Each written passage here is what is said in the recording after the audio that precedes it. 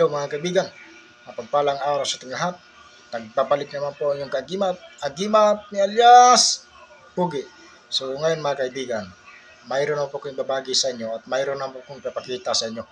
So pagmasdan niyo po ng mabuti bago ko ipaliwanag sa inyo ng lubos.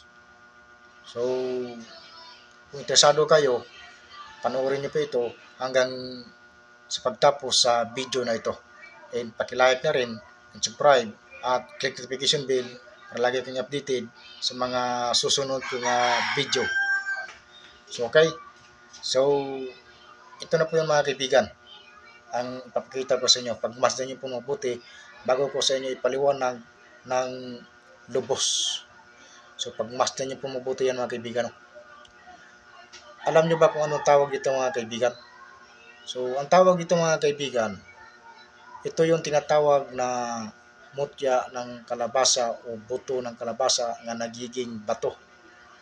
So ngayon, ang bisa nito mga kaibigan, ito po ay hindi po pangkalahatan na proteksyon. Hindi ito sapat dalhin sa digmaan o kaya sa gira. Matindi lang ito mga kaibigan sa dilim. Dahil pag meron kayong ganito, kahit gano'n pa yan kadilim, makakita ka. Parang yung tingin mo sa dilim, parang araw. Pag meron po kayong ganito. At pag meron po kayong ganito mga kaibigan, kung tunal na pong hawak ninyo, mas maganda, marunong kayong gumamit. At ito po ay pangontra sa mga klase mga kulam dyan, mga palipad hangin o barang. Dahil ito po ang nagsisilbi sa inyo ng proteksyon. So yan po ang bisa ng mutya ng kalabasa o buto ng kalabasa na nagiging bato. Pagmasdan niyo po mabuti mga kaibigan. Maliit lang yan na buto. Yan. So yan mga kaibigan. So inuulit po sa inyo, ang mutya ng kalabasa ay hindi po yan pangkalahatan na proteksyon. So yan po ang bisa ng mutya ng kalabasa o buto ng kalabasa na nagiging bato. So para sa akin mga kaibigan, hindi po yan importante.